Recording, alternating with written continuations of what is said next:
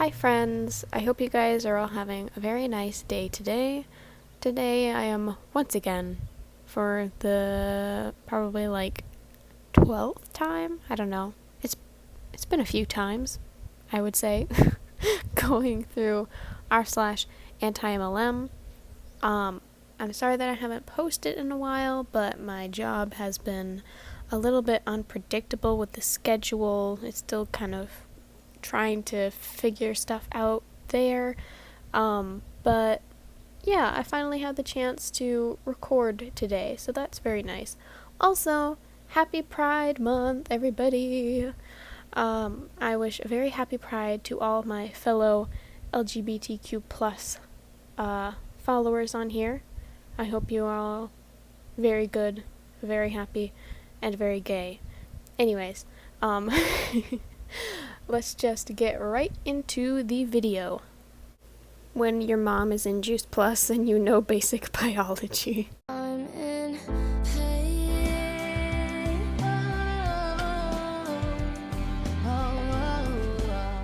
Hopefully I don't get copyright struck for that one. Help me ban Pure Romance and other MLMs from Cincinnati Pride.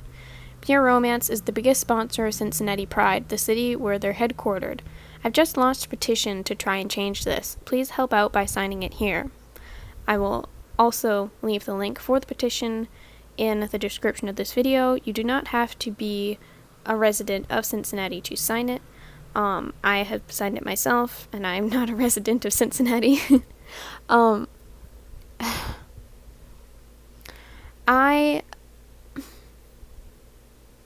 hate MLMs. I don't know if you can tell by the entire content of the channel. Pure Romance, of all companies sponsoring Cincinnati Pride, is definitely something. That's not something that I would expect from an MLM, specifically one that is so straight. If that makes sense. I feel like it's very targeted / marketed towards straight people, so that's interesting. I kind of wonder, I haven't looked on their website. They probably have a Pride collection going on. Jesus Christ. Anyways, just the fact that an MLM in general is trying to earn goodwill by sponsoring a Pride parade is just icky to me, because you know that they don't really care. They really don't. And especially a company like Pure Romance that spreads a lot of misconceptions about sexual health, especially when it comes to female sexual health. It's just gross. I really don't like it. But anyways, I will leave the petition in the description of this video, so please go sign it. They already have almost reached their goal, so even if only 2 of you sign it, it's still a big help. So go sign it. Do it. Homeless after an MLM conference. I just want you to know that I'm now homeless after this event, but that doesn't mean I'm going to stop doing what I'm doing. Soon as I hit Chairman 750 and I get on that stage, I'm going to inspire everyone in the room.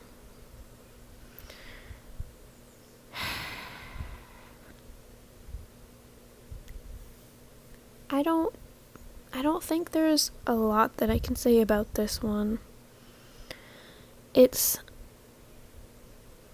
incredibly sad that some people, even after they lose so much to these companies, that they still hold on to that dream that they've been fed. It's mind-boggling, but also so tragic, because you know that MLMs are not going to take people out of that position. They're just going to push them down further. It's just really, really horrible. And I hope that somebody is able to help this person realize what has happened to them and why. And the MLMs are not going to help them out of the place that they're in right now, but also that they're able to get out of the place that they're in right now, and that they're able to help themselves instead of unintentionally worsening the position they're in. I saved my mom from an MLM. I've been lurking on the subreddit for a while, not posting or commenting, just looking at the posts every so often. As such, I'm quite familiar with many of the big MLM names. My mother, on the other hand, is not so versed in internet culture. She's in her mid-50s and quite computer inept, so she mostly keeps to a small circle of friends on Facebook that, as far as I know, haven't tried to shill MLM products on her yet. Here's one thing we both have in common, however. We were both unhappy in our jobs. My mom is a teaching assistant who's getting close to retirement, so they keep saddling her with the most difficult kids because she has the most experience. Meanwhile, at the time of this story, I was working part-time at a convenience store. I was 28 at the time this happened, even though I'm not really good with social situations. Same. I've since left that job for another job that I never ended up starting, but that's another story for a completely different subreddit. My mom also has 3 poodles, all of whom go to PetSmart to get their hair groomed because poodles don't shed. Oh, my voice cracked, what the heck? This is important to the story, I promise. She used to have a guy we'll call Ted exclusively groom her dogs because he was so good with them. Eventually, Ted left PetSmart to pursue greener pastures, but my mom kept in contact with him all the same. Somewhere along the way, my mom mentioned to Ted that both she and I were looking for a new job, and Ted told her that he might know someone who would be able to help. As such, he put in a word to this lady that we might be looking for work. The first time the lady called, I was at work, so I wasn't able to talk with her, but apparently she had talked my mom into possibly attending a meeting, as I found out when I got home from work that day. I thought nothing of it at the time.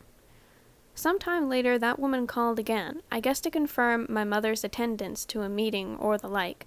This time I was home eating dinner with her. My mom mentioned to the lady on the phone that I was also interested in getting a new job, and that I was available to talk right now, and so the phone was passed to me. After introducing herself, she started her usual recruitment spiel, but during which I heard the following. The company I work for is called Primerica. Upon hearing the name Primerica, my stomach did a flip. Due to the time I've spent around the internet, I was familiar with Primerica and their modus operandi. I tried to keep my responses short and disinterested as she continued to talk about the company, and then she'd asked me if I'd be interested in joining a meeting, to which I answered, I'll think about it, even though my answer was really no. At that point, I passed the phone to my mom, and then I made a big mistake. I started mouthing to my mom things like, don't get involved, and they're a pyramid scheme. She didn't know what I was gesticulating about, so I raised my voice a little. A little too loudly, I whispered again, they're an MLM, a pyramid scheme. But this time, the lady on the other side of the line heard me. She said that she heard me call Primerica an MLM, and as such, she went into this whole spiel about how Primerica isn't an MLM. I face-palmed and just rolled my eyes as I listened to the bullshit she was spewing. At the end of the lecture, the lady had the nerve to ask my mom if she wanted to attend a meeting, but thankfully my mom had caught on at this point, so she told the lady that she wanted to think about it. The lady said she'd call again sometime in the near future to hear our responses. She never called me back.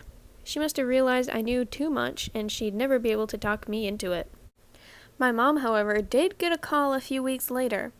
By this point, I had had a long chat with her about Primerica, and even sent her a video about Primerica and the shady things it does, despite it not being a pyramid scheme, as the lady put it. So yet again, she asked my mom if she wanted to go to a meeting for Primerica. My mom's response? Don't call me or my daughter ever again. And then she hung up. Good for your mom, dang. And that's how I saved my mom from getting involved with Primerica. Honestly, I feel like you deserve a round of applause for this.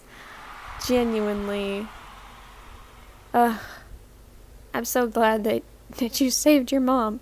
I feel like we all need to put in a little more of an effort saving our moms from pyramid schemes. We need to send them more videos about it. They need to know. You need to spread the word. Is it just me, or do all these MLMs have a victim blaming/shaming aspect when it comes to wellness? There's a sentiment that your health is completely in your control, and if you have a problem, it's your fault for not doing a certain regimen for sale, posted by an MLM peddling friend on Facebook. If you don't make time for your wellness, you will be forced to make time for your illness. Read that again. If you don't make time for your wellness, you'll be forced to make time for your illness. Read that again. I read it again and it's still bullshit. So, I absolutely agree with the OP on this one. I think that a lot of health and wellness MLMs blame people for being sick, essentially, for not buying into their bullshit, which is really, really cruel, I think, in a way. Like, as if it's someone's fault that they have some form of illness. Like, genuinely, I've seen it before, and it is a whole other kind of messed up. Like, it is vile stuff. So, just putting it out there, if you have been health shamed before by someone in an MLM, it is absolutely not your fault that you are sick. It's not your fault that you're sick because you didn't buy into their ridiculousness.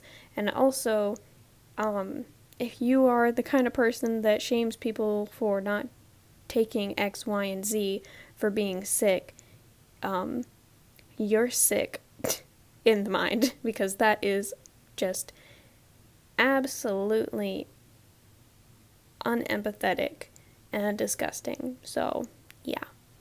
Maybe work on yourself a little bit. QAnon queens and Young Living. Enough is enough. For those who are not in the know, QAnon is a conspiracy theory group, far-right conspiracy theory group, that's most prominent, I believe, in the United States, which is where I live, RIP. They are the group that raided the U.S. Capitol building on the 6th of January.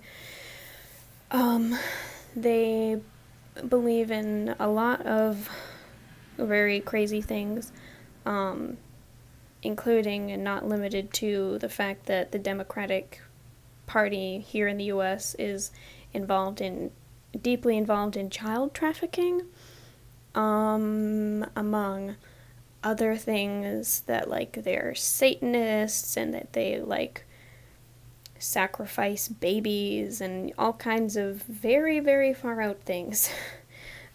Anyways, let's actually get into this post. You all know who Young Living is, so we don't need to get into that.